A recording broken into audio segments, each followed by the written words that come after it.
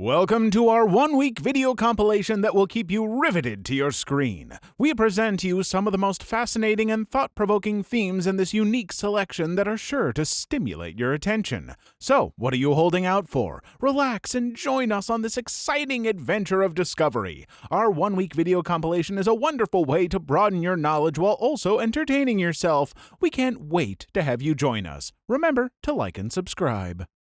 What happened to the perfect person from your high school? Story 1. He was the youngest son of the richest family in town. His parents wanted him to become a doctor, probably mostly because his older siblings had become a successful lawyer and an equally successful banker. He was a childhood friend of mine all the way through primary school. I think I was tolerated by his parents because our little town had little in the way of a high-class society, and my dad was a respected journalist for a major newspaper as well as a writer for one of the nationally recognized magazines. He loved coming over just to hang out and help do chores. They had a maid who did everything in the house and a gardener who'd take care of their garden. His dad would spend most of his time at work and his mom would spend all of her time on their horses. When he stayed with us, he'd get to experience such wonders as vacuuming the carpets or making dough for bread or maybe even mowing the lawn. When we finished primary school, we went to the same gymnasium. Think high school youths between 16 to 19 years old. Since gymnasium was a bus trip away in the nearest largest city, I guess he kind of felt the leash loosen a little, and he turned into a complete party beast. He had those rich boy looks, money to spend, and a brilliant mind. He knocked the socks off anyone he tried to seduce, which was more or less everything in a skirt. Who was willing to go clubbing with him until the early hours? Through sheer pressure from home, he graduated with brilliant grades and got accepted into medical school. I'd signed up for military service, and we fell out of touch. About 10 years later, I randomly met him in an international airport, and he told me he had graduated medical school and had decided to finally do what he had always wanted. He had more or less called his parents one random day and briefly informed him that he was about to board a plane for Central America, where he would be spending the next few years working as a volunteer doctor. And if they had a problem with that, they could stuff it. Nowadays, he settled down with a lovely girl he met on one of his numerous travels and is working as a medical advisor to some EU organization. His own parents died years ago, and he has little contact with his siblings. My parents tell me that he and his wife stop by when chance brings them near our hometown, and that he's a happy guy that seemingly managed to break free from everyone else's expectations of what he should be and become. You know, you started this story painting this big picture of this person, all these little details. And I was just like, why are you telling me just all this stuff and hyping this guy up so much? But by the end, I was like, yeah, I'm so happy to hear this. I know this person now and I like them and I'm very happy. Well-told little story about a person who took a lot of pressures and money and all that and still just became apparently just an awesome person. That's great. Story 2. The valedictorian of our year level got perfect marks, automatic entry into law or medicine. He chose a culinary course which didn't even require high school marks because he loves baking and was always great at it. Our teachers tittered over it and kept saying, "What a waste," etc. Our science teacher straight up called him an idiot. I don't think his parents were happy either. He now owns multiple bakeries across the country and must be raking in at least $500,000 annually. I will go on to state that even if he only had one little bakery that made him a living and he was happy, he still won and succeeded. You don't need to rake in a ton of money or be super successful. You just have to find something that you enjoy or that you can tolerate and, fund your various hobbies or whatever. This idea that you're wasting potential, screw that. Follow your dream and be happy. You get one life. Live it. Story 3. I went to a high school of 2,400 plus, so there were quite a few popular folks. I'll tell the one story I remember best, though. I was perusing the paper about 9 years post-graduation and found that a chipper, young, beautiful blonde who had always maintained straight A's and was kind to anyone regardless of age, gender, creed, race, and so forth had gotten married and had done quite well for herself. No surprise there. According to the article, she had a great husband, a couple beautiful kids, a career, and just overall looked like she had a great life. Unfortunately, the article was her obituary. An aggressive form of breast cancer had taken her young at just 27. A number of bullies from my younger years, all still wallowing like cockroaches, living off others and chasing the next high, but the universe took one of the brightest ones. Story 4. It was a guy and a girl, both the prom king and queen. I hated those crowds from high school because the bullying from them was really bad. It was because of a huge gap in lower class and higher class. A year after school, they were getting married, and MTV did a drama miniseries about young adults getting married, in which they were the stars of. My entire town of about 6,000 people watched this show and saw just how big of pieces of crap they were and how spoiled little rich kids they both were. They thought they were going to be stars after being the most popular kids in school, but MTV showed their worst side of them publicly. It was extremely embarrassing for them. They deleted all their social media and basically went into hiding and haven't heard anything from them since. I haven't liked MTV since they stopped playing music videos, but I praised them for showing the true colors of the upper class at my high school. It was true karma getting even. Yeah, I really can't imagine a scenario where I am featured on a show on post-music video MTV, and it's something I would be proud of. I don't know many MTV shows, admittedly, so maybe there are ones that seem great, but every MTV show that I've ever seen clips of and been shown, my thought is always, ooh, glad I'm not on that. Story 5. He had a heart attack in his early 20s. He survived, is doing fine now, and ended up being hired by the company that made his pacemaker he got after the heart attack. He didn't mention it in the interview. They only found out after they hired him, so they moved him from accounting to be one of their spokesmen. Story 6. He's now lecturing in theoretical physics. He was always crazy intelligent, so it wasn't a surprise to anyone that he'd get as far as he has. He was crazy good at sports too, captained a couple of the school's teams, and still found time to go on the P at weekends. He's a good guy.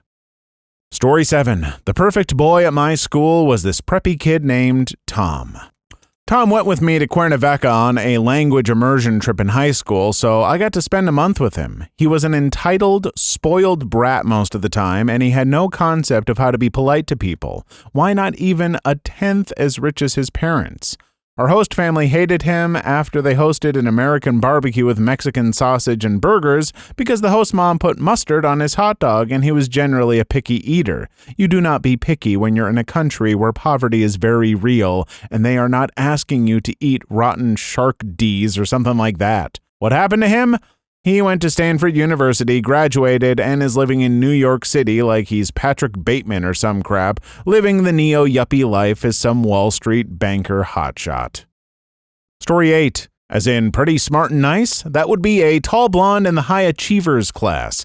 I really liked her. She was respectful towards everyone and wise beyond her age. Cared about everything and everyone. She became very interested in social issues, mainly the environment, during senior year, attending protests and eventually leading them. I saw her campaigning and working for the council, try to gain employment in politics. But she also became very disenchanted and cynical from her social media posts. She talked about how hard it was to make people look at the evidence, how nobody who plays fair ever gets ahead, how easy it is to buy into lies, and how the good guys just can't win. She seemed burnt out. 10 years later, she's working in an entry-level position at the taxation office and looks exhausted all the time.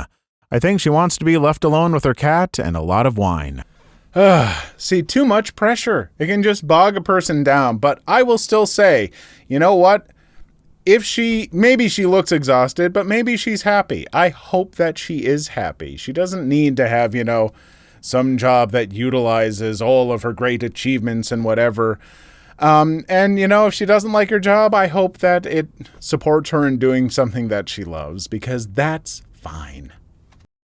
Story 9. Incredibly intelligent young woman destined for medical school and beyond. Straight A's, but suffered physical and emotional abuse from her parents who pressured her into performing at an unsustainable level. She had no choice in where she went to college. Her parents just picked for her. She spent the next 4 years getting bad grades, mingling with abusive boyfriends, ultimately graduating but sinking her chances of med school or anything else. Now she works a job requiring high school education and is in a codependent relationship with a real piece of crap. We were close friends. It was terrible to see them play out. Story 10. She got married to her very handsome husband, had the most adorable child ever, tried having 2 more kids, but kept having miscarriages. They're doing well, though. Bought a house, great job. She finished her degree while being a stay-at-home mom. They go on world travels with their kid once a year. Almost a fairy tale life, and honestly, she deserves it. She was always the sweetest, most kind, and inclusive person I know. People who live with Karens, what is it like? Story 1. Not married to a Karen, but my mom is a Karen whose name is actually Karen. Simply put, I haven't seen her in over a year because I couldn't take it anymore. Living with her was just an exhausting nightmare. Karen's world revolves around Karen. Nobody else's issues matter. If you tell her that you had a bad day, she'll give you 20 reasons why her day was worse. You worked 60 hours this week? Well, when she was your age, she would work 80. You're in the hospital, and after having major surgery, she had a pinched nerve in her arm, which is somehow worse. Your boyfriend cheated on you? She couldn't even begin to tell you about all the heartbreaks she's experienced in her life. She complains left and right about anything and everything. If you're taking a week break after just getting back from college, she'll ask you why you haven't gotten a job yet and claim you're lazy. If you're out to eat at a restaurant, the food is always too cold or too burnt or too salty. You can only ever go to the places she wants to go because everything else is crap.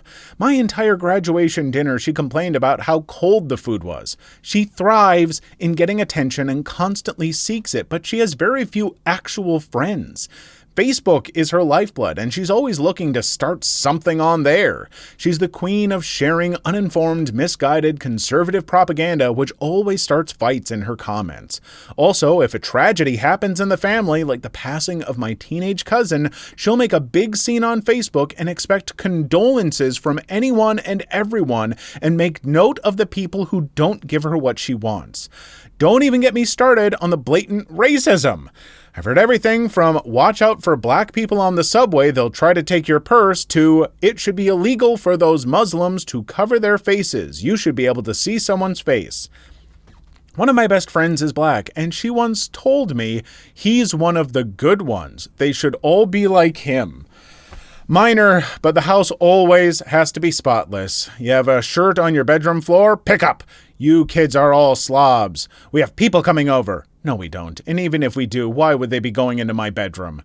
Her house is her house, and she'll let you know. Any object she has spent money on doesn't belong to you, it belongs to her. And she also spends way too much money on home decor, like oriental rugs, furniture, etc. But then complains about how she has no money. Too long didn't read. My mother is a Karen who is actually named Karen. Living with her is a nightmare, and before anyone asks me, yes, my dad is divorced from her. So I'll say this. There are plenty of good people named Karen in the world. I always feel a bit weird about calling this particular type of person a Karen, but it is what it is. It is now the nomenclature, so I'm so sorry to the good Karens out there. This person sounds like she needs some therapy. She's been through some stuff in her life, and the moment that she got control in her life, she never wanted to let that control go. And I wonder if a person like that is actually even happy. Like, how unhappy must you be all the time to always be complaining and in control and all that stuff? Like, you just have to feel kind of bad for that person, but also they're making other people so unhappy, and so I might feel a little bad for Karen, but I feel a lot worse for everyone else having to deal with her BS. Story 2. I'm divorcing a Karen. Nothing was ever good enough. Everything had to be the most expensive thing, and even then it wasn't good enough. It was exhausting, and it sucked the passion I had for life out of me. Edit. Slept on this and thought of some more telltale signs. She never said nice things about me, to me, or to other people. My best friend came over for a barbecue with his wife and kids, and she and her mother just mocked me the whole time to my friend's wife. My friend's wife confronted them about it. Even on our wedding day, the part where you say nice things sounded like a tentatively warm school report card. The nicest thing I remember her saying about me was, "I like how you make the salads. It's better than how I make it." The whole time, that's the best I can think of. I mean, I'm sure there were nicer things in there. We do tend to latch on more to the bad memories than the good sometimes, but I mean, yeah, if that's some of like the better ones that you can bring up, that doesn't sound healthy, and it sounds like you're better off getting out of there. Story 3. My mom is a bit of a Karen, and we're pretty much no contact now, so that should tell you everything you need to know. Whenever we'd go out to eat, it's always too cold. They don't have the brand of sparkling water she likes. They've put ice in her drink when she didn't want it. She always has to make some kind of modification to her order, etc. The list goes on. It got to the point where if we were out shopping and she said she needed to return something, I'd just go somewhere else because I couldn't stand watching her be rude and argue with the staff. My parents are divorced and I live with my dad now instead. Part of the reason I barely see my mom is because I'd have to meet her in public, go for a coffee or something. And I just can't deal with the way she behaves in these places, so I don't go. Story 4. My mom is a literal Karen, as in, it's her name, but she's like a bizarro Karen. She will constantly ask to speak with managers and supervisors and bosses, but when said managers arrive, she unloads about the employee helping her out was fantastic, hardworking, and friendly. And then she'll spend 20 minutes trying to figure out if she and the manager know someone in common. 9 times out of 10, they do. As a kid, it would embarrass me. As an adult, it's one of my favorite things about her. She makes people feel good about the work they do, and it's really special to watch how wonderful she makes people feel. Plus, she's got long, gorgeous silver hair. Edit. Karen and Jay are crying with all the love and support. She's a wonderful lady, and to give my fair city a much-needed boost, this Karen is a lifelong Philadelphian. Thank you all for making mine and my mom's day. Stay safe out there. Bizarro Karen, you make me smile. You are the kind of person that puts in extra effort, goes out of her way to bring positivity into the world, and I try to do that. I don't do it nearly as often as I should, but I have tried to occasionally take these extra steps to just make people feel better and bring positivity. And let me tell you, folks, it makes you feel great too. And you can tell that it makes other people feel great. And I should do it more often, but I'm just a socially awkward goober, so I'm not great at it all the time. But maybe you are, so that's what I'm saying. Maybe you should get out there and give it a try. Be like Bizarro Karen. We should all be like Bizarro Karen. Story 5. Not married to a Karen, but married someone with a Karen for a sister. Sister-in-law is the freaking worst. I hate more than anything going out to dinner with her, listening to her order food and talk to the servers. Holidays are also terrible. She sends out long lists of expected gift lists. She celebrates every holiday and birthday specifically for presents, even when it's not appropriate.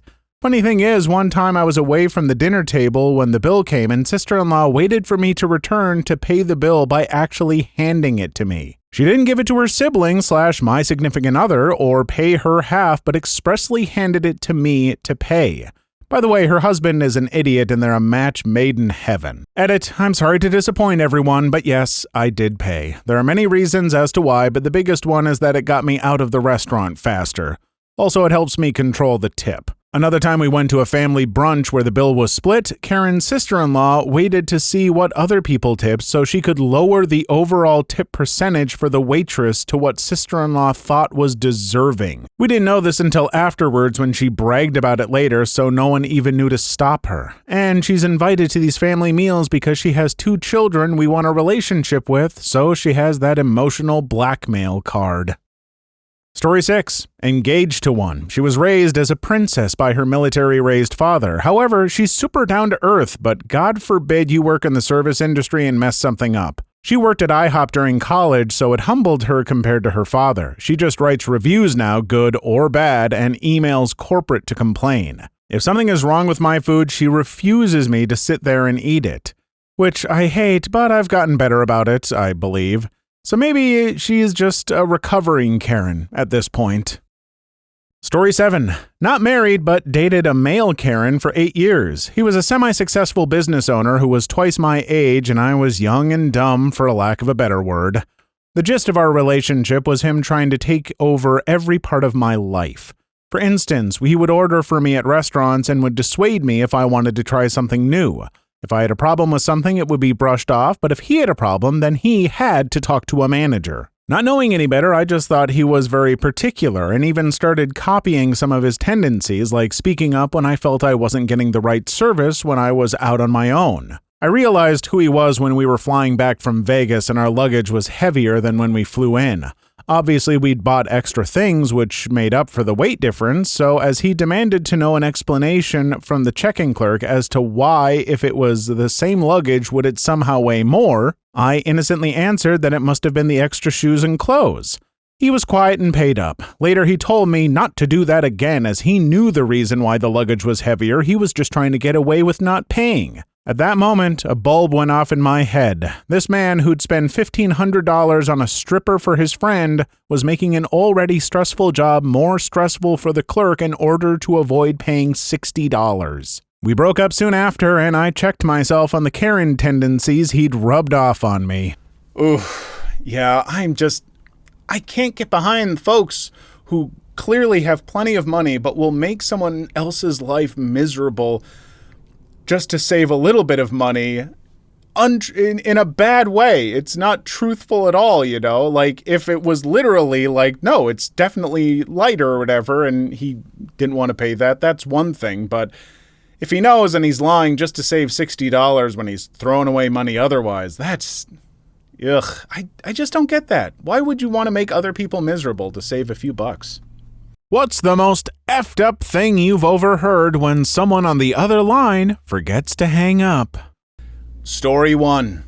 Oh, crap. This is a good one that happened about 2 weeks ago. I was conferenced with 2 of my salespeople, both mid-20s, really good at their job. One boy, one girl. I hired them separately, straight out of college, within a month of each other. So they got to be pals pretty quickly. I used a Bluetooth headset during conference calls, and I was hanging out at the whiteboard, screwing around. The whiteboard is across the room from the phone's base unit. I cannot hang up the phone from the headset.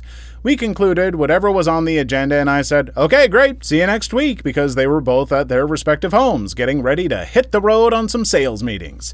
I was still drawing circles or something on the whiteboard, expecting them to hang up or whatever. What followed was lol-worthy, to say the least. They thought I'd hung up. Salesperson 1, so are you ready? Salesperson 2, yeah, all set. Salesperson 1, great, want to come over for a BJ? Salesperson 2, sure, I'll be over in 20. Maybe a quickie too? Salesperson 1, maybe a quickie or 2. Carpool to the airport? Salesperson 2, cool, gas prices are killer. Me, does this mean I can stop booking 2 rooms for you on these trips? Salesperson, crap, click in unison with salesperson 2. Oh, F, click. They're both unattached, so it wasn't really any super scandal, but I texted them on their personal mobile phones and gave them the following message. None of that stuff on company assets from now on. Your excellent work since I hired you has made me deaf today.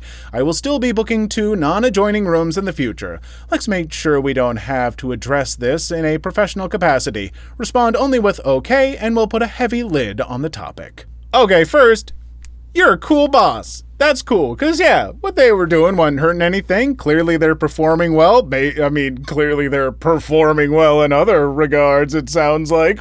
But yeah, so no one was getting harmed, and pretty funny, and I'm sure that they were embarrassed for a bit, but hey, you handled that great.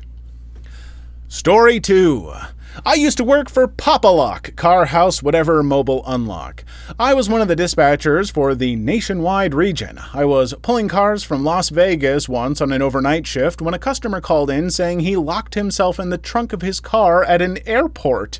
Trying not to laugh, I explained possible ways for him to escape. After about 15 minutes, he still needed assistance, so I sent an emergency order to get this guy out. I thought this was all a joke, but after I told him we were on the way, I guess he just dropped the phone without hanging up. I heard him singing I Believe I Can Fly to himself for about 3 minutes, then started to recite a TV sitcom complete with the laugh track. I hung up, and about 20 minutes later, I got a call from the locksmith telling me that there actually was a guy stuck in the trunk.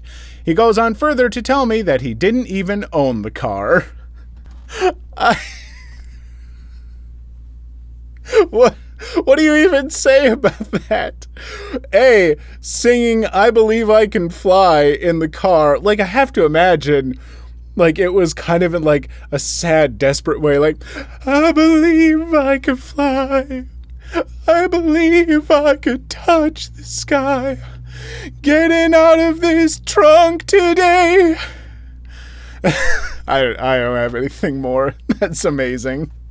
Story 3. The guy who was supposed to be showing me how to take over a large part of his job after an internal promotion missed the hook and proceeded to tell someone how he was basically setting me up to fail and look like a total idiot. That he couldn't stand me because I always acted like I knew everything, not hard when I needed to correct a ton of his errors to make things work, and it was his purpose in life to ensure that I lost my job as soon as all of this blew up. He'd just sit back and laugh as I headed for the gutter. I demanded full written instructions of every procedure and refused to communicate outside of email. As time went on and he failed to deliver and the handoff went longer than planned, I explained to my manager what was going on. There apparently were some adjustments made to his attitude along with suggestions of what would happen if he didn't succeed in the handoff. Story 4.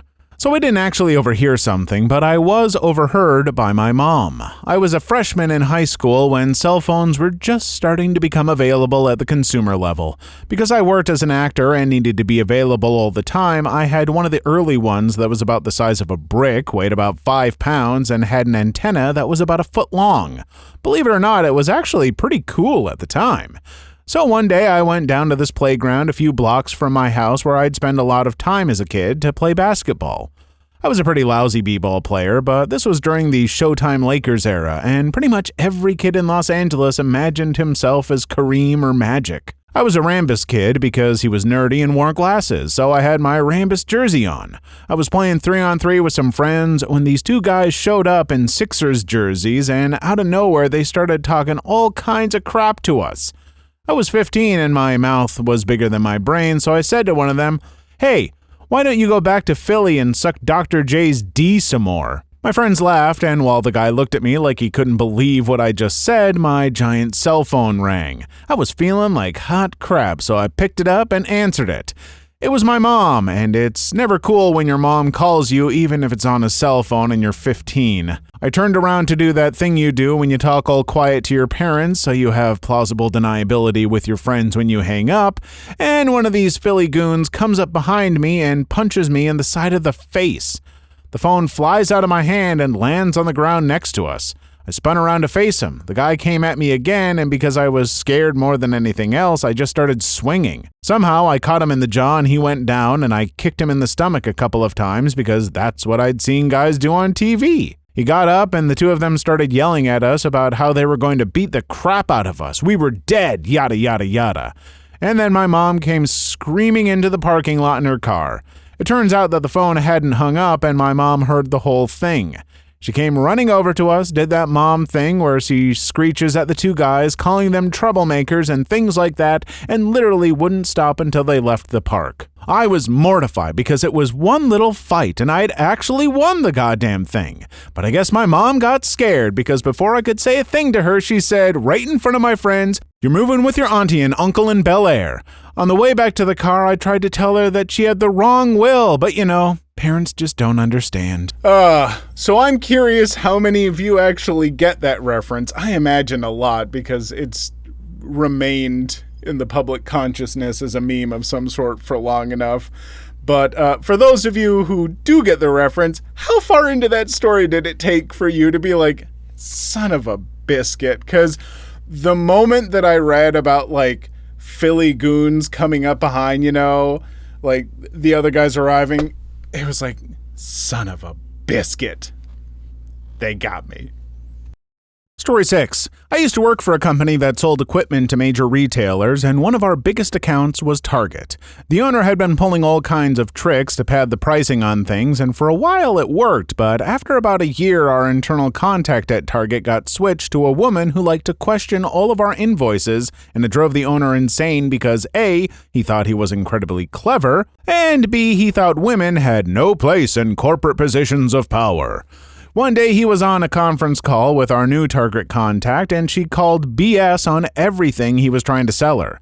She had a laundry list of sources showing that he was overcharging and told him to basically fix it or get dropped as a supplier. He was so peed off after the call that he slammed the phone down and didn't hang up all the way.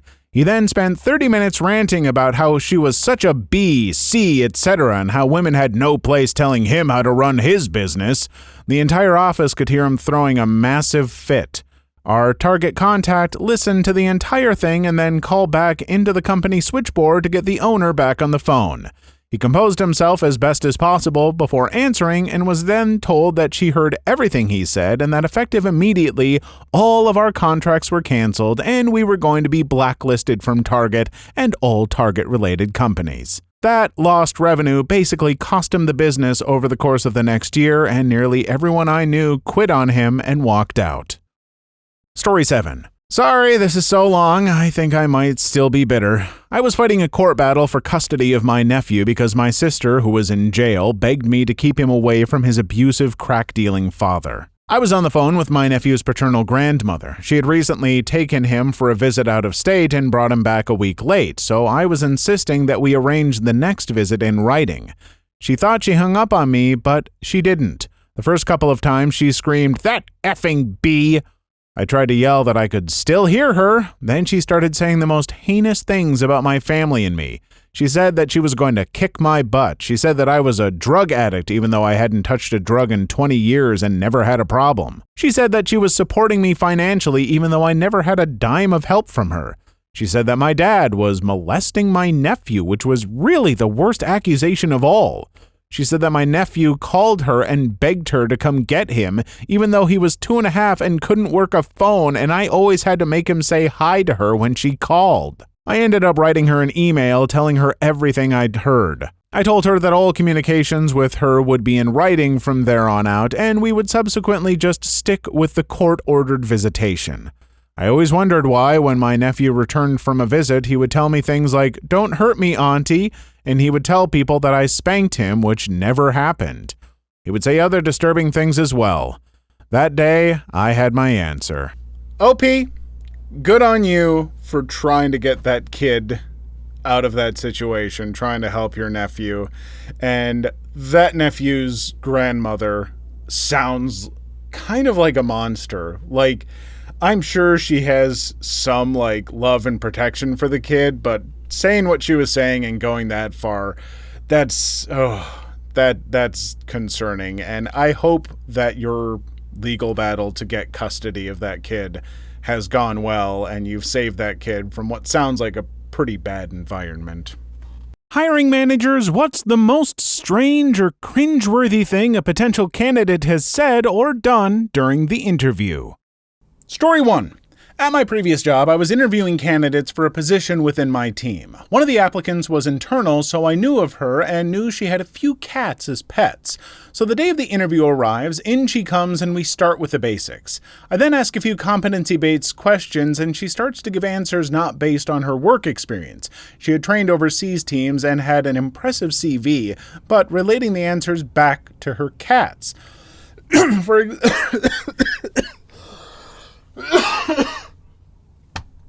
Cool. Might need to do a little cut there, and I'll start with for example in a sec. Jesus. Ugh. For example, I ask, "Can you give me an example of your leadership skills?" I crap you not. Her answer was along the lines of, "Well, I have 2 cats, and around feeding time, I need to make sure cat 1 gets fed first, as cat 2 has a weight problem and will try to eat cat 1's food. I need to ensure I lead by making sure cat 2 is kept well away from cat 1 until he's finished his food." She then showed me pictures of the cats in question. Don't get me wrong, they were some mighty fine beasts. Cat number 2 was a fat old blank. And I have a pet cat. But I was a bit surprised. I did get some decent answers from her on occasion, but it was a very surreal interview. She didn't get the job.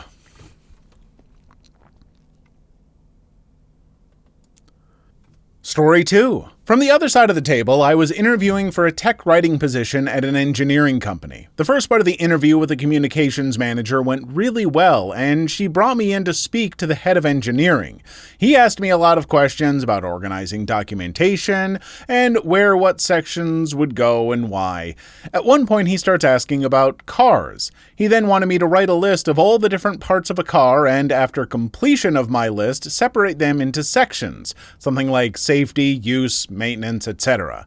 So I start listing parts and he keeps telling me to keep adding to it. Eventually I've filled the whole page and he keeps telling me to continue. I may know slightly more about cars than the average 20-something woman, but am by no means a car aficionado. This job has nothing to do with cars. I'm confused. I have no idea what this list is missing. Eventually, I tell him so. He looks me dead in the eyes and explains that I forgot to list wheels. My very extensive list of car parts have no wheels. Certain that I've bombed the interview for this very obvious and stupid oversight anyway, I reply, "It's a hovercraft." I got the job. I think that you should get the job. I mean, honestly, if the job doesn't have to do with cars, actually, and that's just creative, quick thinking, and being able to think on your toes and cover your tracks is probably just as important to a lot of jobs as technical knowledge is, so yeah, I'd have given you the job. I mean, I shouldn't be giving anyone a job. I do not have the credentials to do that. Story 3. There are a couple I remember. Guy showed up drunk for an operations manager interview. Short, perfunctory interview followed by a "don't call us, we'll call you." Guy showed up in a tie and suit vest for a near minimum wage unskilled labor job. Got the job, turned out to be a pretty good worker. Interviewing for general manager while shaking my hand before the interview begins. "I'll have your job someday." Offered him an OPS supervisor position instead. He took it. Didn't last long. And the cardinal sin of interview behavior. I've seen this too often to recall all of them. Interviewee crabs about previous employers being an idiot or bigot. Still makes me cringe every time. I also vividly remember this one. We were interviewing to fill a bunch of low-level positions, forklift operators and the like, in a warehouse. One of the candidates shows up late, ragged-looking, sweaty. We had already filled the position, so my HR manager met with him to explain. She comes into my office crying because it turns out this guy walked 3 hours to get here, and he is, and I mean completely broke. When she turned him away, he started crying. Nothing quite like seeing a grown man pushed to the limit finally break down and cry. We felt really bad for him, had a quick meeting to create a new position, and when we went to tell him, he'd left. That one still haunts me. Story 4. Me. Can you tell me about the gap in 2010 to 2012? Them. I took time out to work on myself. Me. Okay, so can you tell me why you left your last position? Them. I was asked to leave and I have to disclose this. I embezzled from them. Me. So did you work on yourself in prison between 2010 to 2012? Them. I don't think that's important. Now I Google people every single time before I interview them. Look, I think that all people with, criminal records, they're reformed, they did their time, and they should be given a chance at a job, but to, not try and mention it and, keep it hidden, I don't think that's the best case either, but, hopefully if he had been honest and upfront, maybe he still could have gotten a job, I don't know. Story 5. I interviewed a leprechaun once. He was a short, somewhat overweight guy that was of Irish descent, had red hair and a beard. He chose to wear, of all things, a green suit to the interview. It was hard to keep a straight face, especially when my interviewing partner mentioned a rainbow table, cryptography, and said our code was gold standard and lamented the construction going on over at Cloverleaf Exit near the office. Story 6. Asked a candidate about previous job experience working for a company that made and sold prosthetic limbs. Oh, I was so passionate about it. I just loved it so much that I wanted to run out in the street and cut people's arms and legs off just so they could experience our product. Story 7. We had a girl come in for an interview who brought her boyfriend. He didn't wait in the car. He actually wanted to sit in on the interview with her. When I explained that it wasn't protocol and he'd have to at least wait in the break room, he actually got angry at me. She wasn't a bad candidate, but I didn't want to risk anything to do with her boyfriend bleeding into our office. Okay, either that is an extremely, extremely insecure woman, Or, more likely from the sound of it, especially with the boyfriend getting angry, that's a very controlling boyfriend. That boyfriend is a walking red flag, and I feel bad for that young woman. That's the only thing I know about him, so maybe the rest of him is absolutely great, but boy, that just one key bit of information about him sure says a lot. Story 8. I've had some ridiculous interviews. One older white woman said, "Will I have to work with Middle Easterners?" And she pointed to a guy outside the meeting room. The guy was of Indian heritage but was born here. I said, Mike's not from the Middle East. Her, in a whisper, "You know what I mean. Brown people." I work for a tech company. Another guy seems nice during introduction, and then I ask my first question. "What's your first question? You're not going to ask about the break in my experience." Me: "No, I care about whether you can do this job, not what you've done the past year." Him: "But why wouldn't you ask that first?"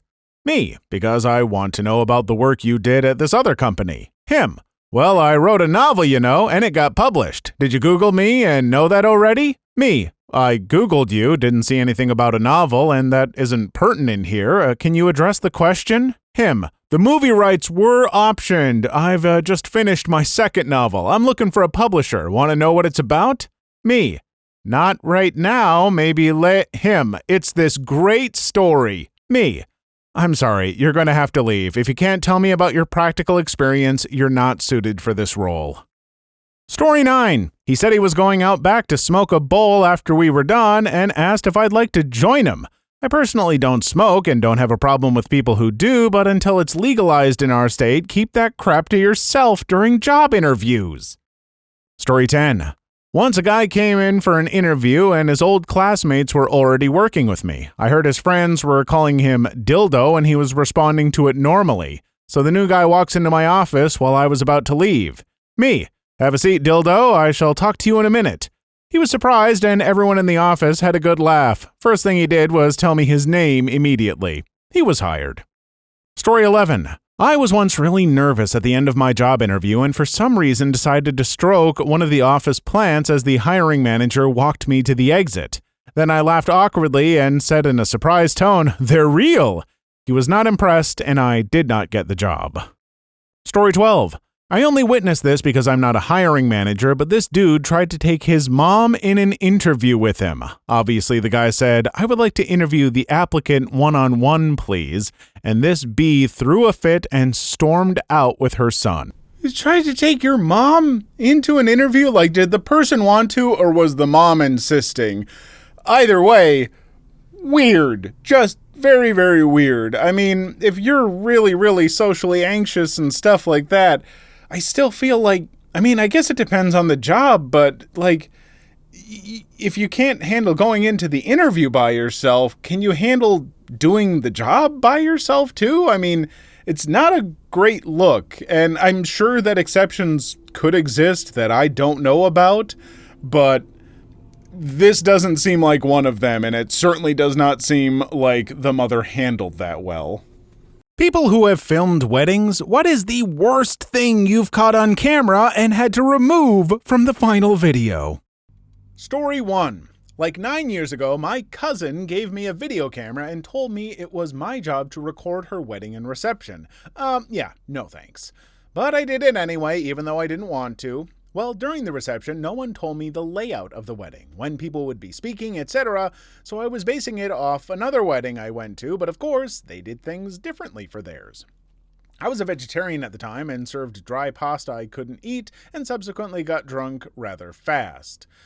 Oops. So I ran to pee and came back to find out my other cousin, the bride's sister and maid of honor, was about to give her speech. I grabbed the camera and maybe missed like the very beginning. I may not have, I can't quite remember. But my cousin, the bride, later commented on how crappy of a job I did. Maybe hire a professional, you cheap butt. And the reason I think they said I did a crappy job was because I was moving while recording my cousin's maid of honor speech. My cousin is not a great speaker. She had some learning disabilities and was incredibly nervous to speak, but she did it for her sister. And then the groom's friends and family at the table I was standing next to recording started making fun of her during her speech.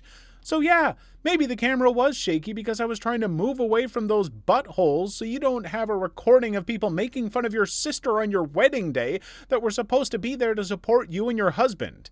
I couldn't edit the footage because I don't know how/don't care, so I just gave them the whole thing. I'm not a videographer. If they should have asked anyone in the family, probably should have been my brother. He does that kind of thing, but whatever. I just hope they couldn't hear the groom's friends/family making fun of my cousin and her speech. Yeah, I'm sorry, but if you're doing like a wedding or a big event or something and you just ask a friend or family member to do something like taking the video or anything like that for free, you get what you pay for. That's that. You don't get to complain if they don't do a professional job because it's not a professional. God. Story 2. My dad is into photography as a hobby. He has a bunch of expensive cameras and loves shooting in all kinds of settings, so he volunteered to be a photographer at one of his coworkers' weddings. They had an actual professional photographer there as well, but decided to let my dad get in on the action since he takes a damn good photo. He was snapping random shots all night and took a nice photo of the bride and groom dancing with some other couples. There were tables in the background of the photo and people eating on said tables. There, in the far back center table, was a man and a woman sitting at one of the tables. In the woman's hand was the man's D. I guess she thought she would be able to jerk him off while everyone was distracted with alcohol and dancing. Both of them had straight faces and you couldn't tell that anything was going on. They were background characters in the shot, so it wasn't noticeable if you weren't looking for it. My dad caught this when he was editing the photos and decided to just darken the background in a way that you couldn't see this dude's junk in his wife/girlfriend/random drunk woman's hand. He didn't delete it because it was a really good photo of the bride and groom and he really wanted to send it to his coworker. He never told the coworker about the whole penis part, but I believe the couple has the photo in their collection of framed wedding pictures. I mean, it's a wedding. Some people really get excited at weddings, like really excited.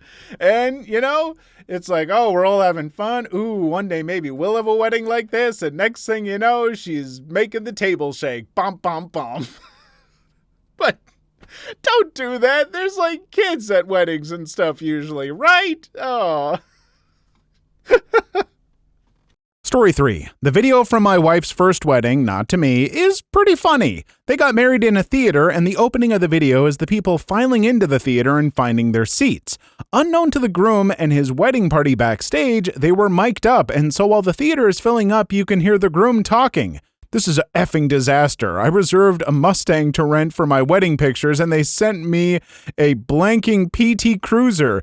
Your effing shoes are all wrong. You have the wrong color of effing stripe on your pants. And on it goes, laid over the opening scene of the video, totally unedited. For people asking for the story, a version of it is in one of these threads. If you're already tired of reading, my wife and I have been reminiscing about things while this thread rolls along, and it has made her nostalgic, and now we're watching The Office because the Jim and Pam relationship is close, except we didn't work together.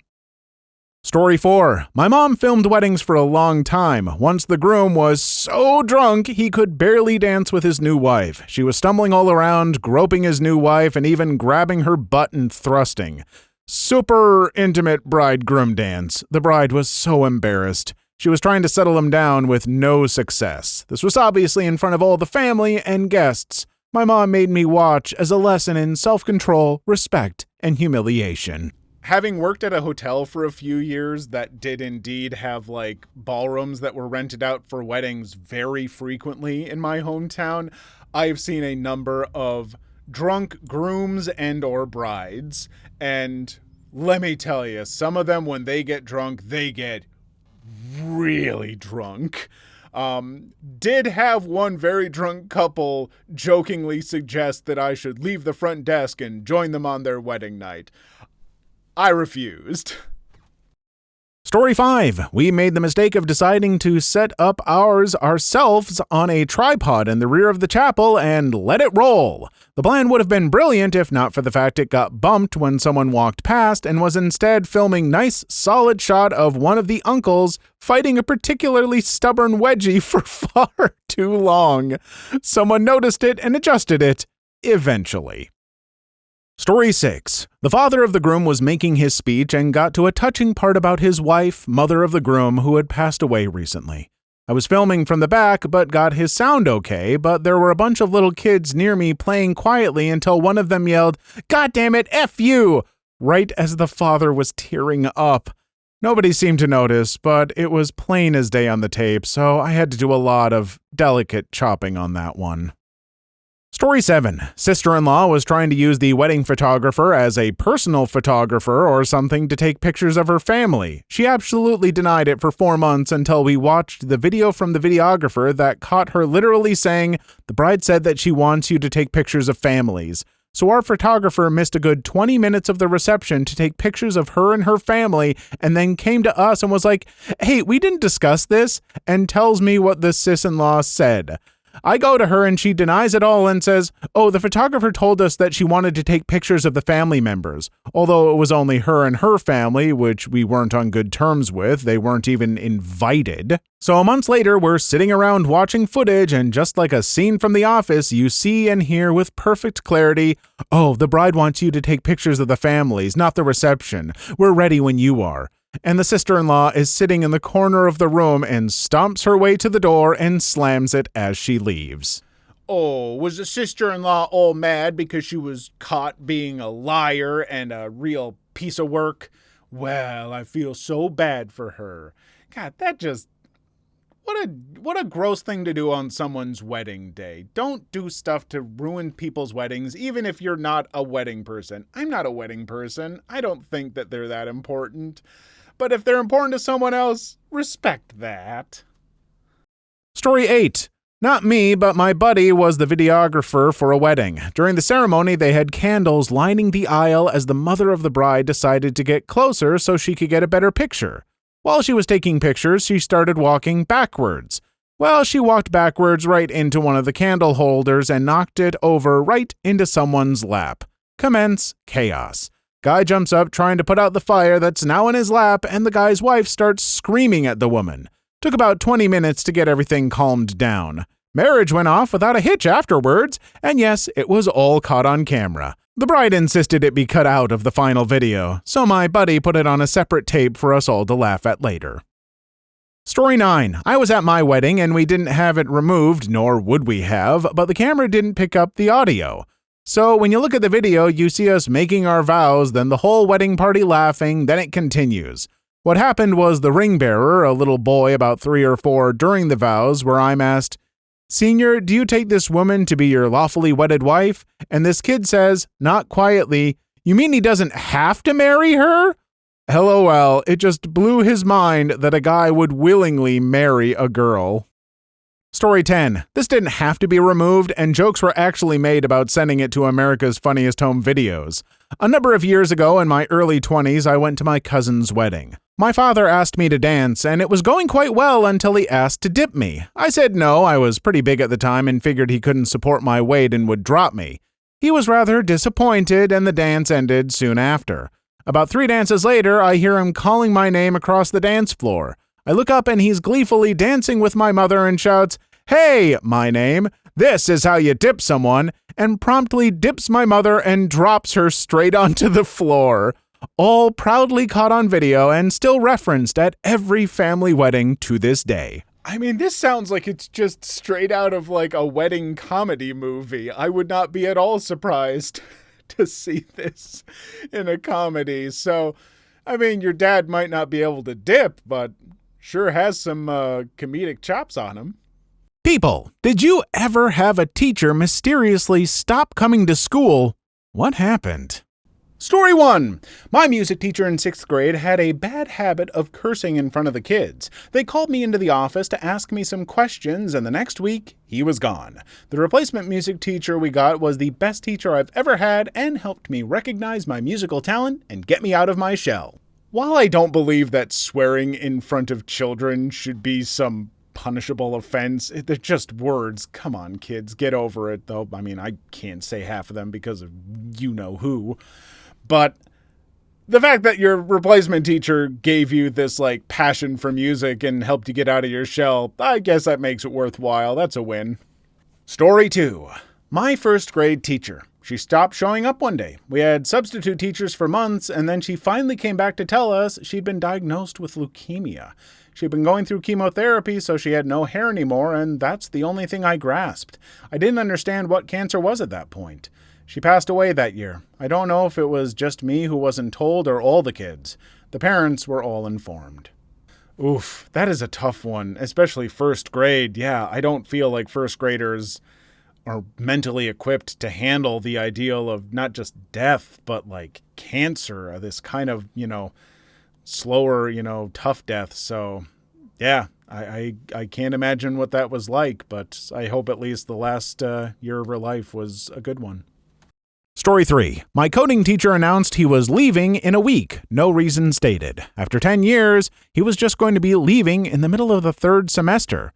Turns out he berated a gay student for saying inappropriate things about being gay. He liked to suck D, he liked it up the butt, etc. He said he was making gay people look bad, and that student had complained about discrimination. The last day of class, my teacher brought in a cake and his partner to say goodbye. Turns out my teacher was also gay, and it was the happiest I'd ever seen him. This was circa 2009. I follow him on Facebook. He seems to be doing well. Story 4. The elementary school my mom used to work for had some crazy drama. The principal disappeared. No joke. He just didn't come to work one day. He never called, no emails. Even his wife had no idea where he was. There was a police investigation and everything. Weeks later, the truth comes out. He was secretly gay and ran off with some other man, just packed a bag and left his life completely and was never heard from again. What the F? Story 5. 1. My fourth grade teacher never came back after Christmas vacation. He was a very sweet old man and looked just the way you would imagine a 75-year-old cowboy to look like. He was very cheerful and a great teacher. Often he would make time for some very cool stories from his youth if we finished the lesson early, and sometimes he would even play the harmonica for us. Even parents loved him. Just one of the best teachers a fourth grader could ever desire. He passed away at some point during the holidays, but we weren't told. The official announcement was that he had retired and went back to his hometown or something like that. I only found out about the truth about a year after. I cried so hard. I would just have liked to say goodbye to such a great man. Hear his music one last time. He's a very happy memory from my childhood. Number 2, my 7th and 8th grade English teacher went on a vacation trip to Germany. She never showed up to school after that. I heard she got back with a friend and just stayed with him in Germany. I hope she's doing all right. She was such a sweet person. I don't know if I agree with not telling fourth graders about their teacher passing away. I feel like that's getting to the age where it's like you should be having these discussions and they should be able to understand and try and process death and everything like that. So I don't know. Yeah, I don't really agree with how that was handled, but that's just my opinion. Story 6. Went to a private Catholic high school run by nuns. 9th grade homeroom/math teacher stopped showing up, and we had a bunch of substitute teachers until they found a permanent replacement. We managed to get the reason out of another teacher. She got pregnant out of wedlock and was fired. Story 7. One of my high school teachers stopped showing out of nowhere, and we had substitutes for a week or so. In the meantime, rumors arose that he was involved with a student in all sorts of things. He finally came to school one day and told us that he was leaving, and he felt weird. We heard a couple of weeks later that he was beaten up in the parking lot by a student's boyfriend who went to jail for that, not his first assault, and the teacher was like, "Nope, I'm out of here," which is a shame because he was a great teacher and a genuinely nice guy. Story 8. 10th grade English teacher stopped showing up for 4 months. Came back and she was 3 times as big as she was. She had cancer and was taking steroids rather than chemo or radiation. She died and left behind 2 kids under 10. Story 9. Yes, turns out they were on their last year, showed up day 1, and the rest of the year was their saved up sick days. Story 10. Hey folks, this story contains a content warning for the material you see on screen right now. If you're uncomfortable with that and want to skip this story, just scroll to the timestamp on screen. My 6th grade teacher did this, did not know until the end of the year he was diagnosed with cancer, don't know the type. Then he killed himself later, had my cousin as the teacher for that time.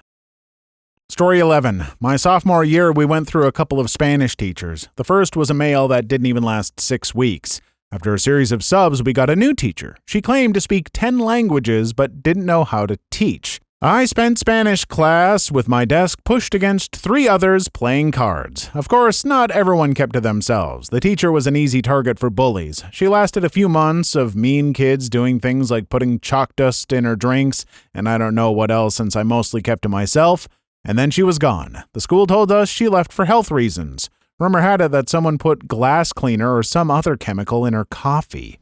There's a huge difference between being really knowledgeable about a subject and being able to teach that subject. Teaching requires, a very specialized skill set. And just because someone knows 10 languages doesn't mean that they can, teach 10 languages. Those are 2 very different things. But no matter how bad she was, kids should not have been that hard on her. And definitely I hope they didn't poison her drink with stuff. That's awful. Story 12. Had a male teacher in 4th grade. He was super cool. He showed me lots of attention, turned me on to cool books, even promised to take me to the cinema. He disappeared without explanation. I was upset. Only years later did I consider that he was likely grooming me. Story 13. He wasn't just a teacher, but the VP at General School Admin as well. The man dipped out, and for the first little bit, all we heard was that he was going in for surgery and would hopefully return quickly after a speedy recovery. Fast forward a few more weeks, and we're hearing nothing and honestly starting to imagine what really went down. In all reality, he beat his wife and kid, so yeah, he doesn't work there anymore. Story 14. Freshman year art teacher Mr. Lauer suddenly bounced one day and didn't return. Rumor was he saved up like 6 years of vacation days and retired early. Always respected that move. We were buttholes. Story 15. Hey folks, this story contains a content warning for the material you see on screen right now. If you're uncomfortable with that and want to skip this story, just scroll to the timestamp on screen. Turns out my social studies teacher in the 2nd grade was a pedo and was arrested for molesting a bunch of kids. Similarly, the vice principal of my high school was arrested and charged with multiple counts of statutory R and producing CP. He was married with kids and no one saw it coming. He would cruise Grindr for underage teenage boys. He just filed an appeal and lost. I hope he rots in prison. Maybe my school district had more of these cases than others, but it was definitely a bit unnerving to find out that multiple people working in the school system would commit such egregious acts on children. Story 16. Yes, a French teacher in my middle school was replaced by a substitute one day. We later found out he was fired because he got drunk in school. Please leave your story in the comments. I would love to make a video on them in the future. Also, don't forget to like and subscribe.